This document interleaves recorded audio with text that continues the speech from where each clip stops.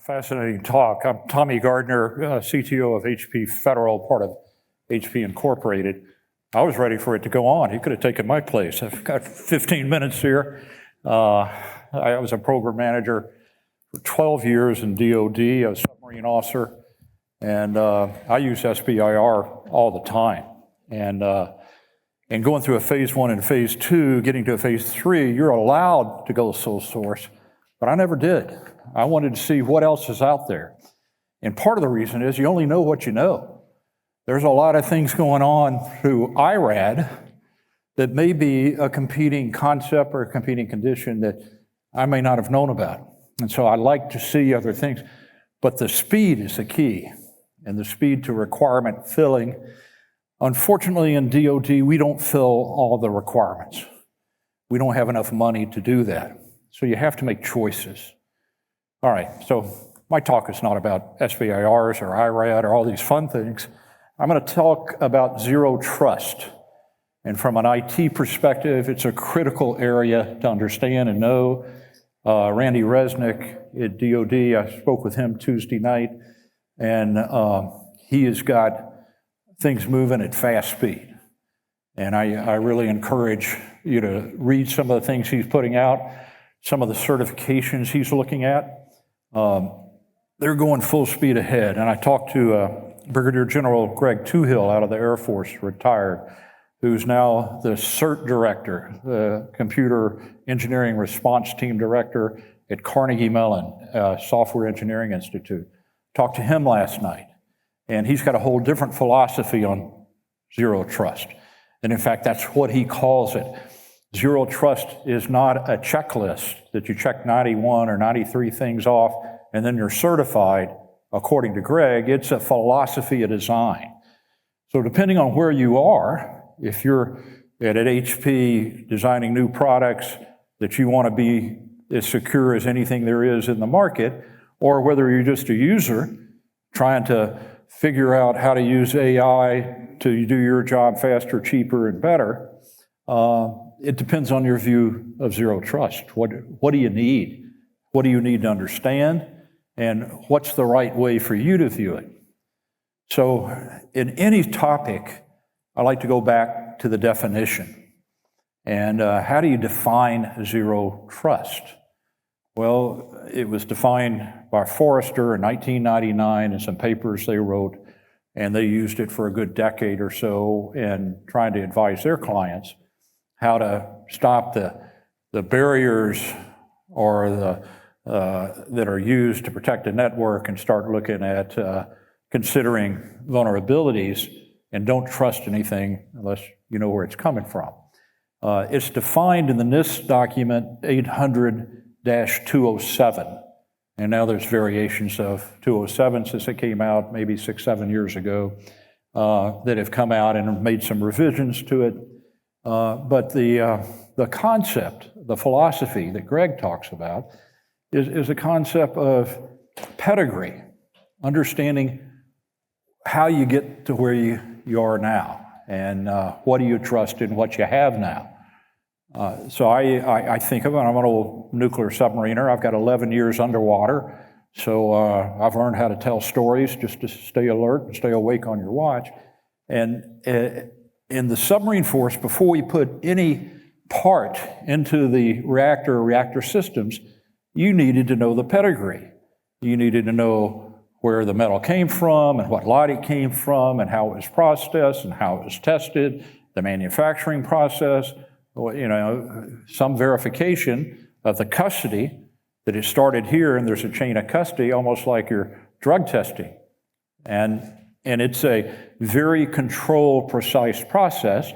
And yeah, it costs money to go through a process like that, but by the time you're ready to install the valve or the pipe or the part, you know you can trust it will work. It's been tested, it came from the right material, it was designed by the right people. The same concept involves in IT.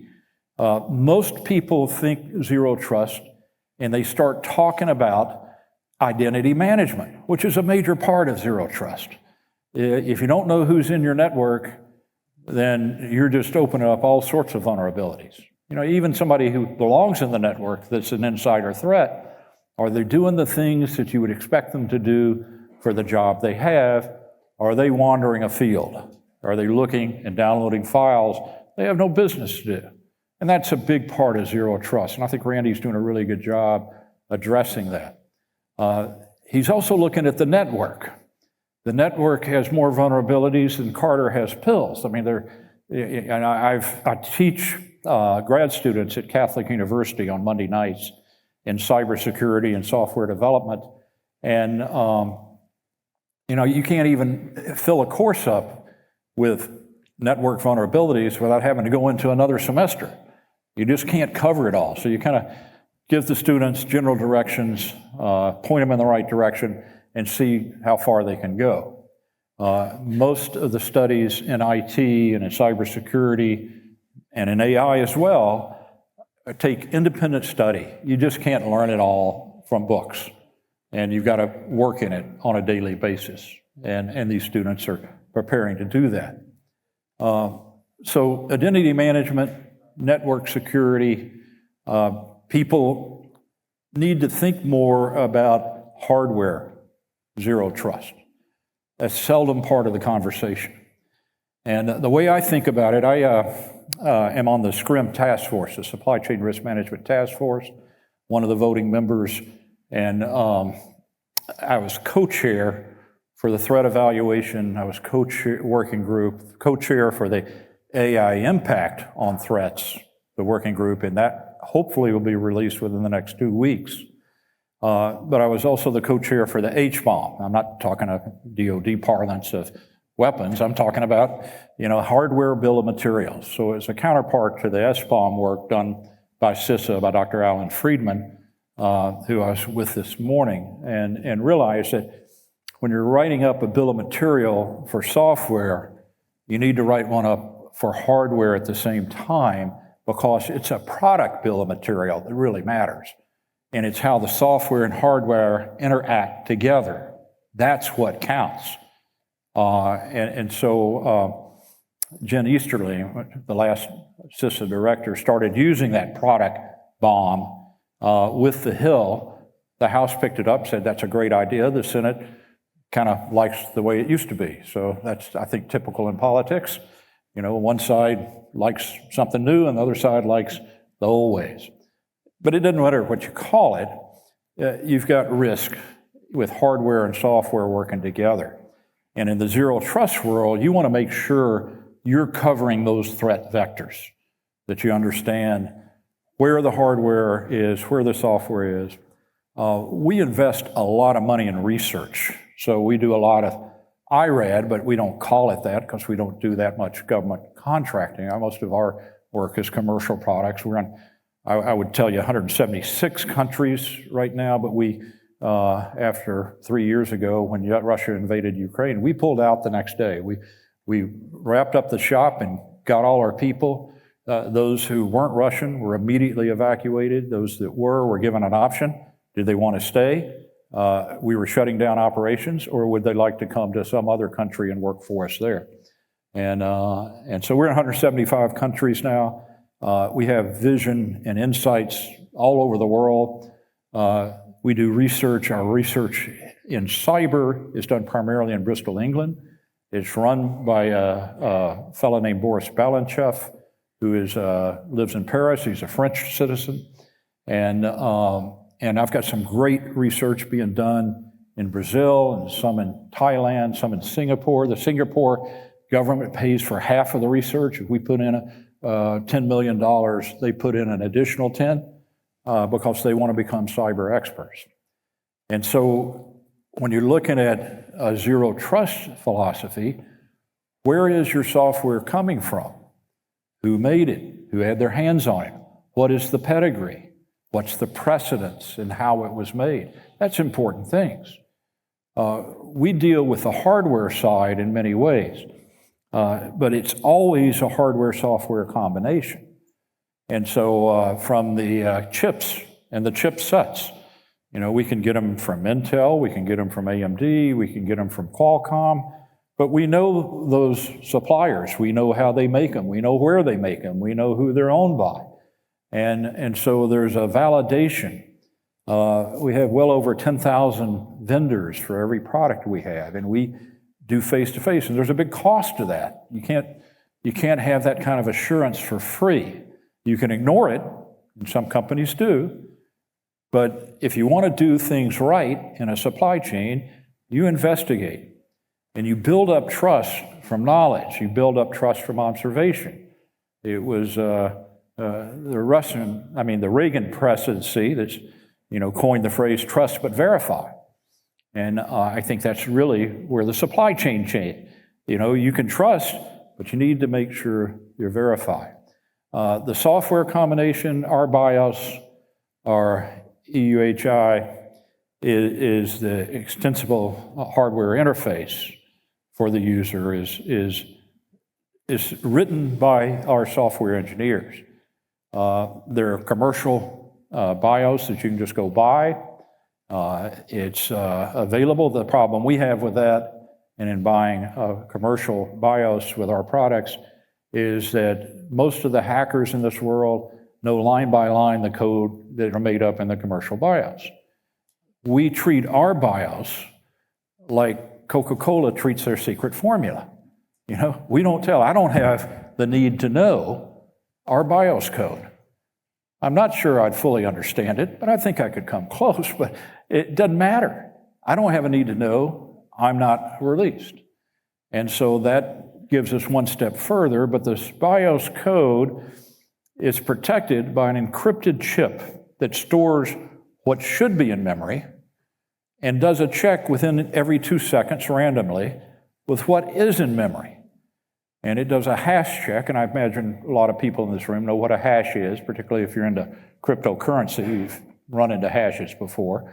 But it's a mathematical algorithm that condenses a large body of work down to a small number, maybe 256 bits. And if the hash isn't exact, the memory's flushed, and the encrypted chip restores what should be in memory from a protected chip. And that's a degree of assurance that we consider a foundation of zero trust. So it's not just the hardware of the chip, but the check of the software that's in memory. For the specific serial number of the chip, how many people remember when there's a computer manufacturer that makes a lot of the phones, and they were accused that they had an ET phone home chip on one of their motherboards. I think that played out to be completely false, but it certainly sold a lot of papers.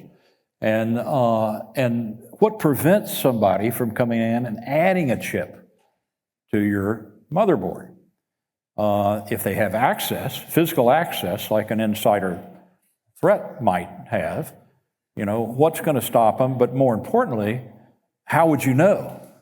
Well, when we do a boot up, we check the serial number of every chip that's supposed to be on the board, and if there's any extras, it doesn't boot, but it alerts.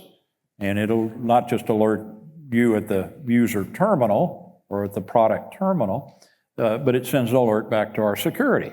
So they know there's a problem. So we're running out of time. I could go on for hours, but one more example I want to give is the January 6th event. We have a lot of HP products that are up on Capitol Hill. And there were people that went into the Speaker of the House's office space that had been evacuated and took out the Speaker's personal computer. And I got a call from the FBI a couple of days later saying, "Do you know how to track this?" And the answer was, maybe. Depends on what software she had on the computer and what settings she had. It turns out the way we would have tracked it, she didn't have that loaded. But today, if there's a computer that you buy, you can turn it on to have it trackable. And not just trackable, but if somebody gets their hands on your computer, we can shut it down, shut it off, brick it, and wipe it clean, so no data is lost. I had a friend when I was working at a different company that had gone overseas, and when she got to where she's going, the laptop was gone. She'd stored it in the overhead, and I would advise never put things in the overhead that you care about directly over you. Always put them across the aisle so you have eyes on it. And she had not done that, lost some very sensitive data. You'd call it today controlled unclassified, but very sensitive data. And man, we wish we could have just wiped that computer clean. Well, today you've got capabilities to do that. So I'm going to wrap it up here. My time's out. But the message I want to leave you with is there are ways and methods to protect your hardware and software combination in products, be it printers, computers, video cameras. There are ways to do that to improve and enhance your zero trust protection. And, we're thinking of new ways every day. So that's it. Good.